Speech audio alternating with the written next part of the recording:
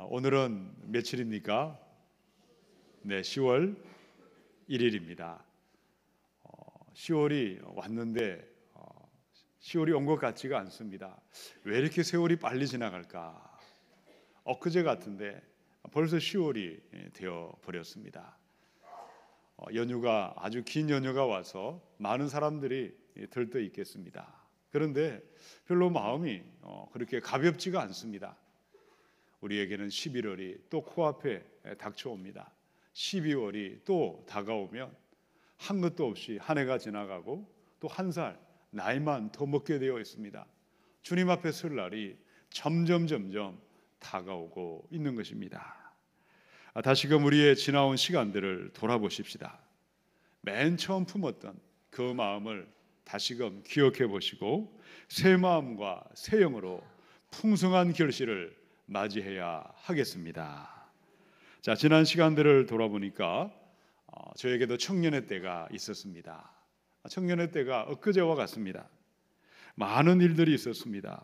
많은 시간들, 그 사건들이 모이고 모여서 오늘을 이루었습니다. 자, 한 분은 왜 그랬는지 아직도 정확하게 이유를 깨닫지 못하겠습니다. 그런데 무언가 제가 실수를 한 적이 있었습니다. 목사님께 불려갔습니다. 목사님께 호되게 꾸중을 듣고 야단을 맞았습니다.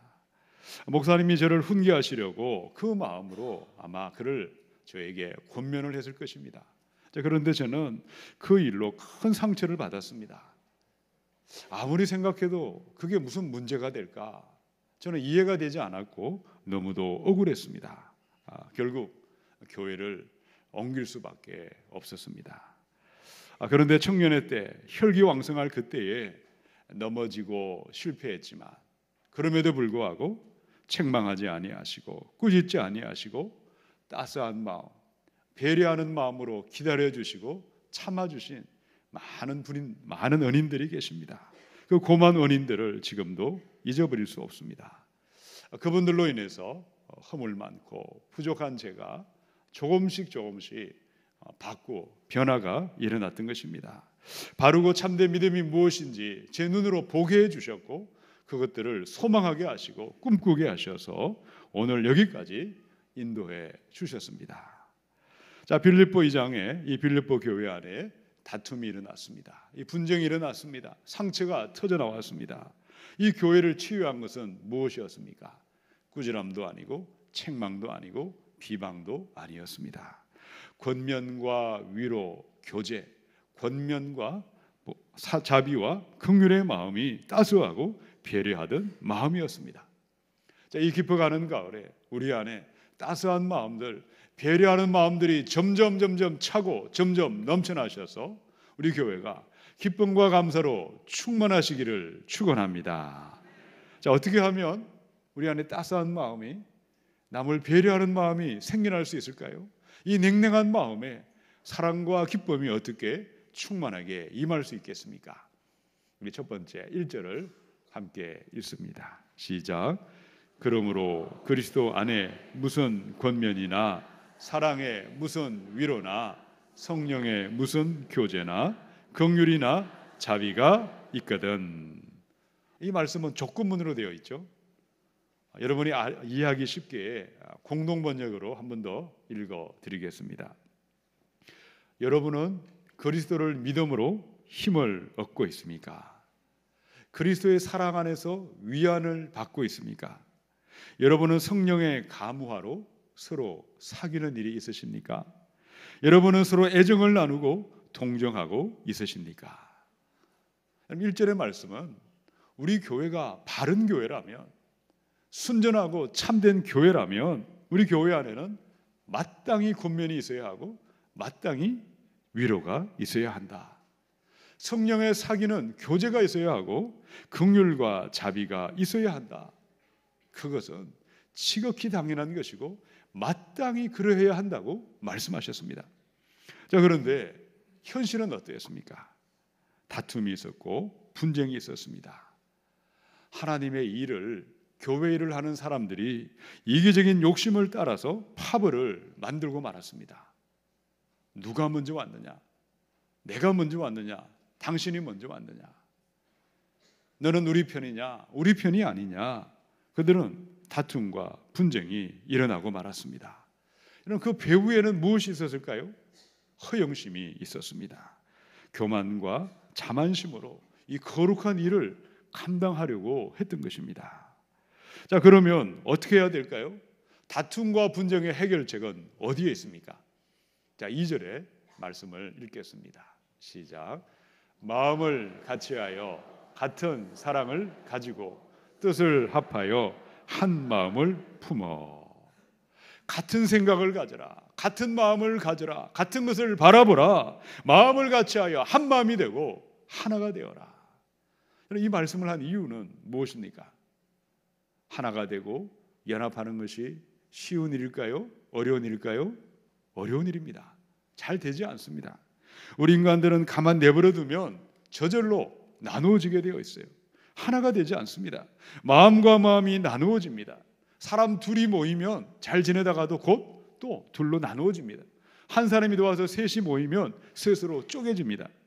본능적으로 사람들은 힘자랑을 하고 편가르기를 합니다. 빌립보 교회 안에 권면, 위로, 교제, 긍휼이 완전히 사라진 것은 아니었습니다. 권면도 있고 위로도 있고 교제도 있고 긍휼도 있었습니다. 자, 그런데 그 모습이 어땠다는 뜻입니까? 권면을 한다고 하면서 상대방의 마음을 힘들게 했습니다. 교제를 한다고 하면서 사람들을 판단하고 정죄했습니다. 따스한 마음, 배려하는 마음으로 기다려주고 참아주고 용납함을 볼 수가 없었다는 것입니다. 자신들의 생각을 따라, 자신들의 기준을 따라 믿음의 형제 자매들을 힘들게 하고 마음 아프게 하고 세상의 기준을 가지고 권면하고 세상의 방식대로 그들은 서로를 대하였기에 다툼이 나타났고 분쟁이 나타나고 말았습니다. 어떻게 해야 될까요? 에베소서 4장의 3절의 말씀인데요. 읽어보십시다. 시작. 평안에 매는 줄로 성령이 하나 되게 하신 것을 힘써 지키라. 아멘. 어떤 것도 교회를 하나로 만들 수 없습니다. 더 많은 사람들이 모이면, 더 많은 재정이 들어오면, 더 많은 사역이 일어나면 하나가 될 수 있을까요? 그렇지 않습니다. 그러나 성령이 임하실 때 평화의 줄로 묶어주시는 줄로 믿습니다. 성령이 임하시면 교회가 하나 되는 것이고, 성령이 임하시면 따스함과 배려하는 마음이 우리 안에 용솟음 치는 것이며 교회가 하나로 한 마음으로 연합할 줄로 믿습니다.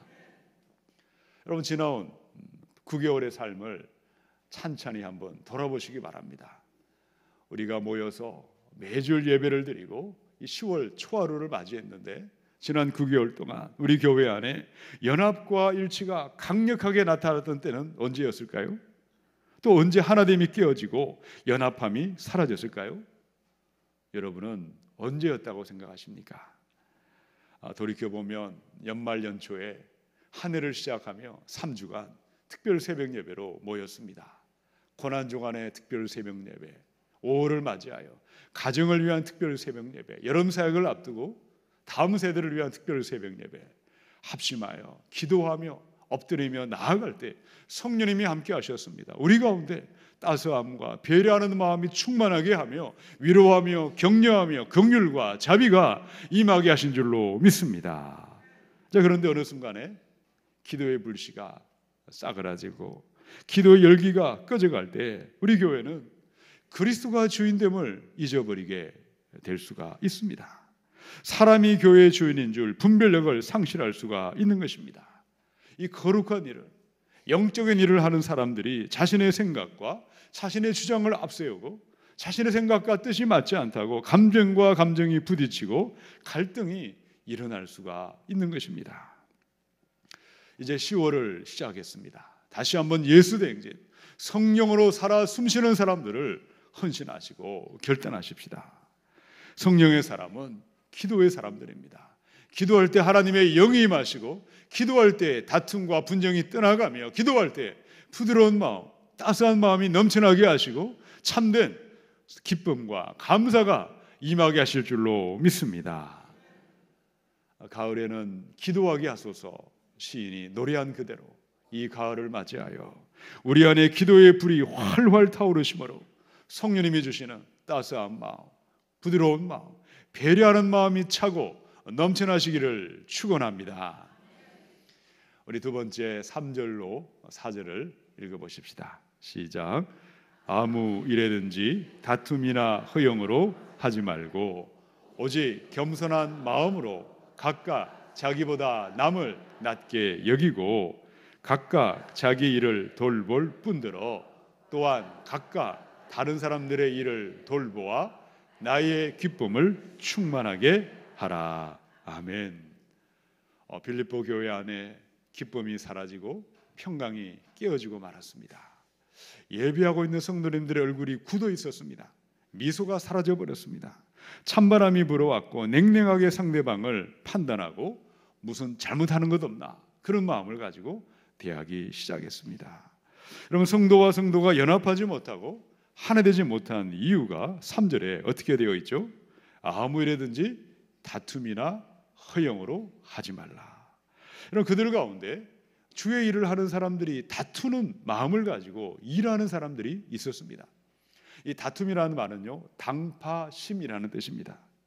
사람들은 파벌을 만들었죠. 편가르기를 하고 차별의식을 나타냈습니다. 여러분, 예수님의 십자가는 인간의 모든 장벽을 완전히 깨트렸습니다. 남자와 여자와 주인과 하인과 부자와 가난한 자, 유대인과 이방인, 어떤 장벽도 어떤 차별도 완전히 깨트리시고 화평과 화해의 길을 십자가로 열어주셨습니다.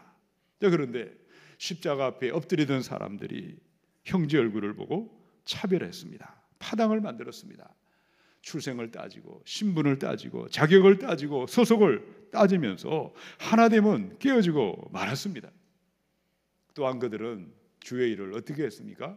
허영으로 일을 했다. 허영이라는 말은요, 다툼과 당파심의 뿌리가 되어 있습니다. 허영의 다른 말은 자만심, 교만, 그것이 바로 허영입니다. 우리가 인정하든 인정하지 않든 우리 인간의 깊은 내면에는 바로 본성 가운데 교만의 죄가, 뿌리 깊은 죄가 흐르고 있습니다. 교만의 유전자들이, 죄악의 유전자들이 우리 마음에 뿌리 깊이 박혀 있습니다. 여러분, 그래야 이 땅의 모습이 어떠합니까? 고통과 어둠이 온 땅에 가득 차 있습니다. 전 세계에는 20억이 넘는 많은 어린 아이들이 있는데 그 중에 절반이 넘는 아이들이 빈곤에 처해 있습니다. 인도 땅에는 1,500만 명이 넘는 어린 아이들이 노예 상태로 고통하고 있습니다. 수많은 청년들이 삶의 목적을 잃어버렸습니다. 그럼에도 가진 사람들은 더 많은 탐욕과 욕망으로 그걸 치달리고 있습니다. 가정이 고통하고 직장이 고통하고 세상과 온 땅이 고통하는 이유는 어디에 있을까요? 심지어 교회마저 신음하고 교회마저 고통하는 이유가 무엇입니까? 충분한 교육을 받지 못했을까요? 장이유수를 가르치는 삼강오륜을 가르치지 아니해서 그렇습니까? 인간의 본성 자체는 죄로 오염되어 있습니다. 우리는 가만히 있어도 저절로 죄를 짓습니다. 다툼과 분쟁과 허영과 교만과 인간의 본성이 죄와 어둠으로 뿌리 깊게 본질적으로 부패하게 되어 있는 것입니다. 디모데전서 3장의 6절입니다. 새로 입교한 자도 말지니 교만하여져서 마귀를 정죄하는 그 정죄에 빠질까 함이요. 여러분, 교만의 기원은 마귀에게서 시작되었습니다. 마귀는 교만의 영입니다. 하나님을 찬양하지 아니하고 하나님을 높이지 아니하고 자기를 드러내고 자기를 찬양하다가 진노와 심판이 임했습니다. 성경에 보면 마귀를 정죄하는 교만의 죄악에 빠진 많은 사람들을 만날 수 있습니다. 거룩한 일을, 영적인 일을 하던 그들이 낮아짐이 아니라 겸손이 아니라 자만심으로 교만으로 행하다가 너무나 많은 사람들이 멸망하고 죽임을 당했습니다. 이스라엘의 우시야 왕을 기억하십니까? 우시야 왕은 제사장이 분향하는 그 일에 자기가 나서서 분향을 하다가 몸에 한센시병이 발병하고 말았습니다. 선하고 착한 왕이었던 히스기야도 마음의 교만함이 찾아왔을 때 그 교만하여 유다와 예루살렘에 진노가 임하고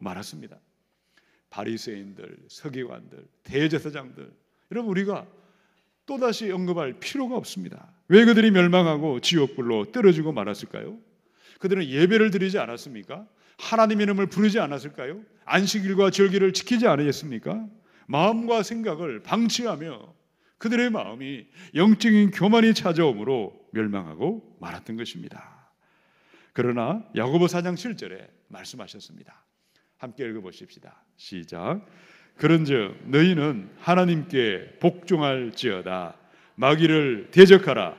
그리하면 너희를 피하리라. 아멘.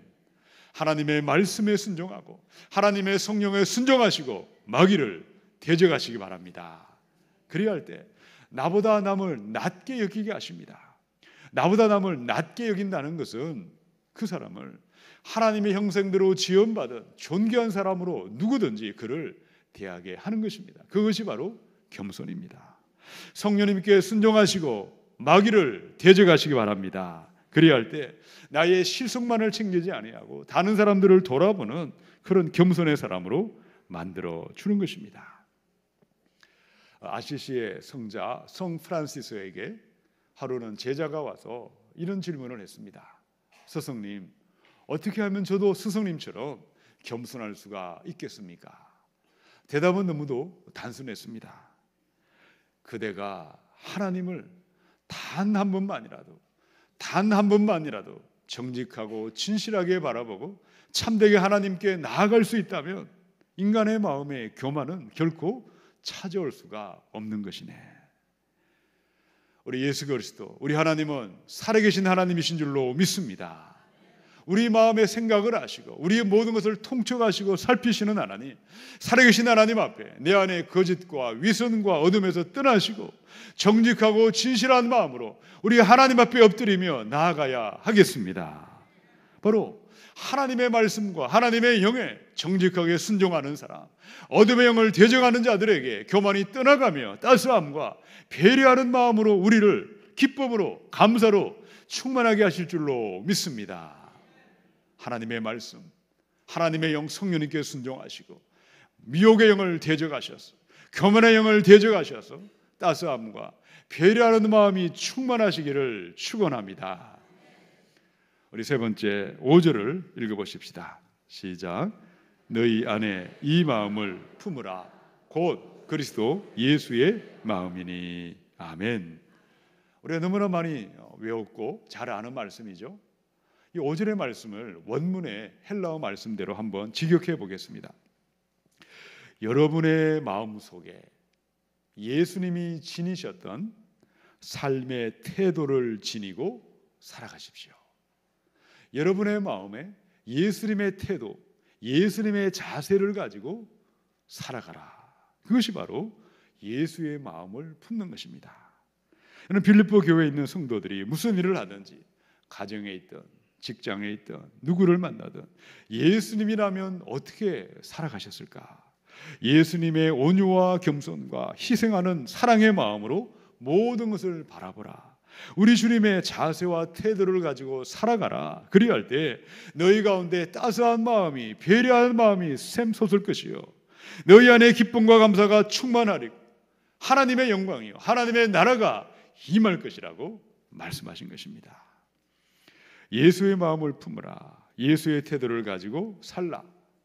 이 말씀 앞에 몸부림치며 이 말씀대로 살려고 했던 미국의 찰스 쉘던이라는 목사님이 계셨습니다. 이 쉘던 목사님은 한 번은 해고당한 인쇄공의 모습을 하고 자신이 살고 있던 그 도시 여러 교회들을 한번 찾아가 보았습니다. 그런데 예수님을 믿는 교인들이 냉대하고 무관심하고 무례하게 대하는 자신을 보며 엄청난 충격을 받게 되었습니다.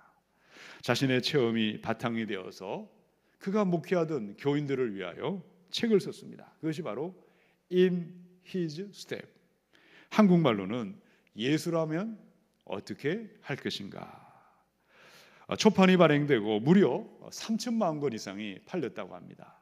철로역정 다음에 기독교의 두 번째로 많이 팔린 베스트셀러입니다. 책을 보시면 헨리 맥스웰이라는 목사님이 등장합니다. 그런 미국의 레이몬드 제일교회 담임 목사였습니다. 토요일 오후에 열심히 말씀을 설교를 준비하고 있었습니다. 근데 30대 중반에 한 남자가 찾아왔습니다. 인생공이던 그는 직장에서 해고를 당했습니다. 집안이 어려워지자 아내가 병이 들었고 시름시름 앓다가 이 땅을 떠나고 말았습니다. 아이들을 다른 집에 맡겨둔 채 지금까지 일자리가 없어 떠돌이로 살았습니다. 목사님께 일자리가 있으면 자신을 도와달라고 간곡하게 부탁을 했습니다. 그런데 맥스웰 목사님은 이 설교 준비에 방해가 되는 그 사람이 귀찮다고 생각했습니다. 이렇게 말을 했습니다. 그 일은 제가 할 수 없는 일입니다. 당신을 위해 대신 기도를 해드리겠습니다. 그 남자는 쓸쓸하게 교회를 떠났습니다. 그 일로 목사님의 마음이 편치 않았습니다. 그런데 주일날이 되었는데 예배당에 그 남자가 회중석에 앉아 있었다고 합니다. 목사님의 설교가 끝이 나고 예배를 마칠 때 그 남자가 뚜벅뚜벅 앞으로 걸어 나와서 여러 회중들에게 이렇게 이야기를 했습니다. 저는 여러분에게 섭섭한 말을 하고자 합니다. 그냥 도와달라 한 것도 아니었고 일자리를 구해달라고 부탁을 했는데 아무도 제 말에 귀를 기울여 주지 아니했습니다. 그런데 과연 예수님이라면 어떻게 하셨겠습니까? 이 말을 마치고 그 자리에 쓰러지고 말았습니다. 성도님들이 웅성웅성거리기 시작하고 목사님이 그 남자를 자신의 집으로 데려갔습니다. 일주일 후에 그 남자가 임종을 하면서 이 땅을 떠나면서 마지막 말을 남겼습니다. 목사님 감사합니다. 예수님이라면 아마 목사님처럼 그렇게 했을 것입니다. 이 사건이 계기가 되어서 목사님이 주일날 성도님들에게 한 가지 제안을 하게 되었습니다. 오늘부터 1년 동안 우리 모든 교인들은 무슨 일을 하시든지 예수님이라면 어떻게 하셨을까? 이 질문을 하며 살아가십시다. 사업을 하시든 공부를 하시든 반드시 이 질문을 하며 이 일을 하십시다. 그런데 이 목사님의 제안에 많은 성도님들이 또 따라한 사람도 있었지만 반대하는 사람들도 있었다고 합니다. 목사님의 말이 어리석은 것이라고 이야기를 하고 다른 교회로 떠나가는 사람들도 생겼습니다. 그 일로 교회 안에 내분이 일어났습니다. 목사님을 사직하라고 강요하는 지경까지 이르기도 했습니다. 그런데 이 일로 놀라운 일들이 시작이 되었습니다. 성령께서 반대편에 있는 사람들을 잠잠하게 하셨습니다. 편법으로 일하던 성도들이 이제는 정직하게 사업하기 시작했습니다. 마을에 술집이 사라지기 시작하고 가난한 사람들을 실질적으로 도와주었고 예수의 마음, 예수의 태도를 가진 교인들이 여기저기서 나타나고 자신의 삶이 간정으로 풍성하게 넘쳐나기 시작한 것입니다. 이 시간 저와 여러분에게 예수라면 어떻게 할 것인가? 이 질문 앞에 정직하고 진실하게 반응해야 하겠습니다. 우리 예수님이 교회에 계시다면, 우리 예수님께서 이 자리에 계시다면 나는 어떻게 예배하며 어떻게 말하며 어떻게 행동할 것인가? 예수님이 당회원의 자리에 앉아 계시다면, 예수님이 시차례와 노회와 총회 자리에 앉아 계시다면, 우리 예수님이 우리 가정, 우리 직장, 일터에 계시다면 예수라면 어떻게 할 것인가? 온유하고 겸손한 모습, 사랑과 희생하는 모습, 십자가를 지는 예수님의 태도가 저와 여러분의 태도가 되고 우리의 마음이 되어야 할 줄로 믿습니다. 이 오늘의 성찬식을 받습니다. 예수님의 마음, 예수님의 태도를 결단하는, 다시금 다짐하는 성찬식이 되셔서 그 마음으로 형제와 자매를 대하셔서 따스한 마음, 배려하는 마음이 우리 안에 차고 넘쳐나시고 기쁨과 감사로 충만하시기를 우리 주님의 이름으로 축원합니다. 함께 기도하겠습니다.